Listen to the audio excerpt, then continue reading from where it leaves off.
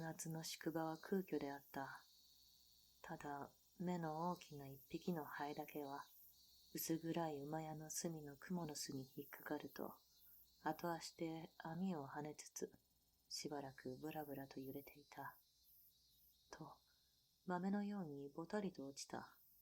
そうして、馬糞の重みに、斜めに突き立っている藁の端から、裸体にされた馬の背中まで這い上がった。馬は一筋の枯れ草を奥歯に引っ掛けたまま、猫背の老いた魚車の姿を探している。魚車は宿場の横の饅頭屋の店先で、将棋を3番指して負け通した。何、文句を言うな、もう一晩じゃ。すると、日差しを外れた日の光は、彼の腰から丸い荷物のような猫背の上へ乗りかかってきた。宿場の空虚な場庭へ一人の農夫が駆けつけた。彼女はこの朝早く、町に勤めている息子から秘匿の電報を受け取った。それから露に湿った三里の山道を駆け続けた。馬車はまだかの。彼女は魚車部屋を覗いて呼んだが返事がない。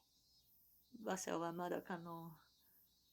歪んだ畳の上には湯飲みが一つ転がっていて、中から朱色の番茶が一人静かに流れていた。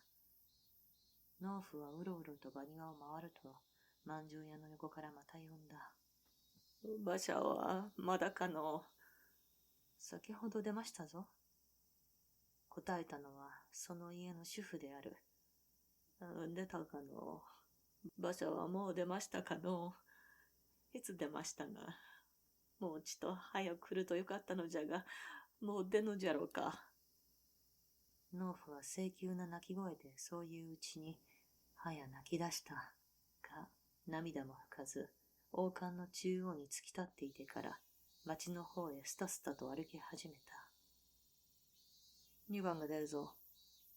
猫背の魚車は、将棋盤を見つめたまま農夫に言った。農夫は歩みを止めると、くるりと向き返って、その淡い眉毛をつり上げた。出るのか。すぐ出るかの。せがれが死にかけておるのじゃが、間に合わせておくれかの。桂馬と来たな。まあ嬉しいや。町までどれほどかかるじゃろう。いつ出しておくれるの。2番が出るわい。と、魚車はポンと歩を打った。出ますかな。町までは3時間もかかりますかな。3時間はたっぷりかかりますやろ。せがれが死にかけていますのや。間に合わせておくれかの。野添のかげろうの中から種レンゲを叩く音が聞こえてくる。若者と娘は宿場の方へ急いで行った。娘は若者の肩の荷物へ手をかけた。元を。なに？重たかろうが。若者は黙っていかにも軽そうな様子を見せた。が、額から流れる汗は塩辛かった。馬車はもう出たかしら。と、娘はつぶやいた。若者は荷物の下から目を細めて太陽を眺めると、ちょっと暑うなったな。まだじゃろう。二人は黙ってしまった。牛の鳴き声がした。知れたらどうしよう。と、娘は言うと、ちょっと泣きそうな顔をした。種レンゲを叩く音だけがかすかに足音のように追ってくる。娘は後ろを向いてみて、それから若者の肩の荷物にまた手をかけた。私が持とう。もう肩が治ったえ。若者はやはり黙ってどしどしと歩き続けた。が突然、知れたらまた逃げるだけじゃ。と、つぶやいた。宿場の場庭へ母親に手を引かれた男の子が指をくわえて入ってきた。馬。ああ、うまうま。男の子は母親から手を振り切ると、馬屋の方へかけてきた。そうして、2軒ほど離れた馬庭の中から馬を見ながら、こりゃ、こりゃ、と叫んで片足で血を打った。馬は首をもたげて耳を立てた。男の子は馬の真似をして首を上げたが耳が動かなかった。で、ただやたらに馬の前で顔をしかめると、再び、こりゃ、こりゃ、と叫んで血を打った。馬は桶の手づるの口を引っ掛けながら、またその中へ顔を隠してまぐさを食った。おっかあ、うま、うま。ああ、うまうま。おっと待てよ。これはせがれの下駄を買うのを忘れたぞ。あいつはスイカが好きじゃ。スイカを買うと俺もあやつも好きじゃで、両得じゃ。田舎紳士は宿場へ着いた。彼は43になる。43年貧困と戦い続けた甲斐あって、昨夜ようやく春後の仲買で800円を手に入れた。今彼の胸は未来の画策のために詰まっている。けれども、昨夜銭湯へ行った時、800円の札束をカバンに入れて、洗い場まで持って入って笑われた記憶については忘れていた。農夫は馬庭の将棋から立ち上がると、彼のそばへ寄ってきた。馬車はいつ出るのでござんしょうな。せがれが死にかけていますので、はよう町へ行かんと死に目に会えまいと思いましてな。そりゃいかん。もう出るのでござんしょうな。もう出るってさっき言わしゃったがの。さて、何しておるやらな。若者と娘は馬庭の中へ入ってきた。農夫はまた二人のそばへ近寄った。馬車に乗りなさるのかな。馬車は出ませんぞな。出ませんか。と、若者は聞き返した。出ませんのと、娘は言った。もう2時間も待っていますのやが、出ませんぞな。町まで3時間かかりますやろ。もう何時になっていますかな。町へ着くと昼になりますやろか。そりゃ正午や。と、田舎紳士は横から言った。農夫はくるりと彼の方をまた向いて、正午になりますかいな。それまでには死にますやろな。正午になりますかいな。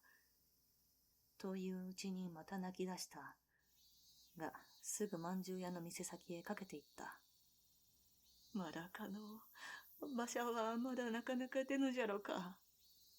猫背の魚車は、将棋盤を枕にして仰向けになったまま、すのこを洗っているまんじゅう屋の主婦の方へ頭を向けた。